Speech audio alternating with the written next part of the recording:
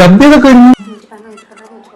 എടി നക്കി നീ കൂട്ടേണ്ട കാര്യമില്ല. സ്കോർ ബോർഡ് എഴുതി കാണിക്കുന്നുണ്ട്. നീയൊക്കെ സ്കോർ ബോർഡിൽ വരെ വെള്ളം കയറ്റി ഈ സാലാക്കപ്പിന്റെ അമ്മ. നിന്റെ കളിയിൽ ഒരു മാറ്റമില്ല. ഈ ഡയലോഗിൽ ഒന്ന് മാറ്റി പിടിച്ചൂടെ?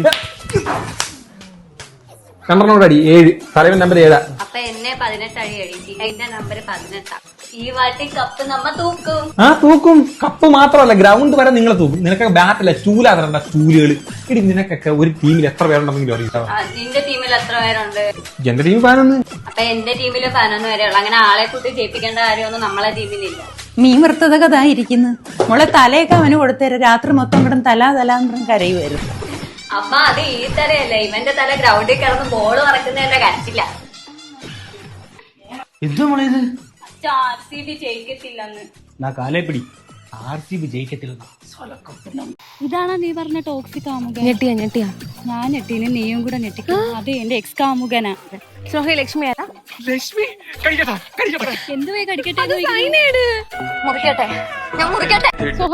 നീ ലക്ഷ്മിയായിട്ട് ചാറ്റ് ചെയ്യാറില്ലേ? ഇഷ്ടമുണ്ട്, ചെക്ക് ചെയ്യാന്ന് പറ. അന്നെങ്ങനെ ഞാൻ ചെക്ക് ചെയ്യട്ടെ. പ്രണയ ജീവിതത്തിൽ ആദ്യം വേണ്ട എന്താണെന്നറിയൂ? പ്രൈവസി. അല്ല, അത് നിനക്ക് തന്നെ അറിയാം. ഈ മണലൊക്കെ ഇറക്കിയത് ഈ മരുഭൂമിയിൽ. ഇന്നലെ എവിടെയാന്ന് ചോദിക്കരുത്. ഇന്നലെ രാത്രി നീ എവിടെ ആയിരുന്നു? ഞാൻ ദിവ്യയുടെ കൂടെ.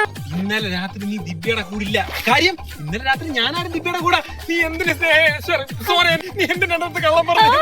നീ ലക്ഷ്മിയുടെ ബൈക്കിൽ പോയില്ലേ? നിന്റെ ഗേൾ ഫ്രണ്ട്സ് നിന്നെ ബൈക്ക് ഡ്രോപ്പ് ചെയ്യത്തില്ലേ?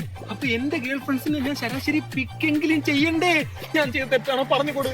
എന്റെ പേരെന്തോ വാടിച്ചിട്ടേക്കെന്ന് ചോദിക്കും. സോന ജോസ്, കൊട്ടിയം പുന്നമുക്ക്. എന്നാ പിന്നെ അഡ്രസ്സും കൂടെ എഴുതി വെച്ചൂടായിരുന്നു. സോഹ സ്നേഹനെ അറിയാം. ഹലോ ദിവ്യ. സോഹാരി ദിവ്യ എന്റെ കൊച്ചുനാൾ മുതലുള്ള ഫ്രണ്ട്. കൊച്ചുനാള് മുതലുള്ള കൂട്ടുകാരനും കൂട്ടുകാരി. ഇവന്മാരൊക്കെ പറയുന്ന ഏറ്റവും വലിയ കള്ളത്തരം ഇതായിരിക്കും. സോഹ, നിനക്ക് ദിവ്യ എത്ര നാൾ മുമ്പ് അറിയാന്നാ പറഞ്ഞേ? പറ്റുന്നില്ലല്ലോ. നീ എങ്ങനെ ബോളം വെക്കുന്ന? സ്നേഹം കൊണ്ടല്ലേ മോളെ. പിന്നെ എനിക്ക് വൈകിട്ട് ഒരു ഓൺലൈൻ മീറ്റിംഗ് ഉണ്ട്. ഫോൺ എടുക്കാൻ പറ്റത്തില്ല. ഓക്കെ? മീറ്റിംഗ് അല്ലടി, ഓഫ്ലൈൻ മീറ്റിംഗ്. ഏതോ ഹോട്ടൽ റൂമില്. എനിക്ക് വയ്യ, നമുക്ക് നിർത്താം. എല്ലാം നിർത്താം. പക്ഷെ നിന്റെ അച്ഛനും അമ്മയ്ക്കും അനിയനും നമ്മൾ തമ്മിലുള്ള ഫോട്ടോസ് എല്ലാം അയച്ചു കൊടുത്ത് നിർത്താം. കൊടുക്കട്ടെ? അയ്യോ അയക്കില്ലേ.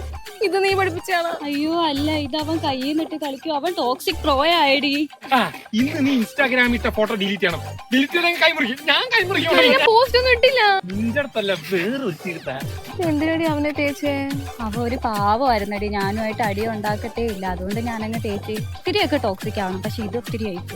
ഒരു കാര്യം മനസ്സിലായി, ഈ ലോകത്ത് ആരും ടോക്സിക് ആയി ജനിക്കുന്നില്ല. നിന്നെ പോലുള്ള പൂച്ചട്ടി മക്കള് കാരണ ഇവനെ പോലെ ഒരുത്തന്മാരെ ടോക്സിക് ആവുന്നത്.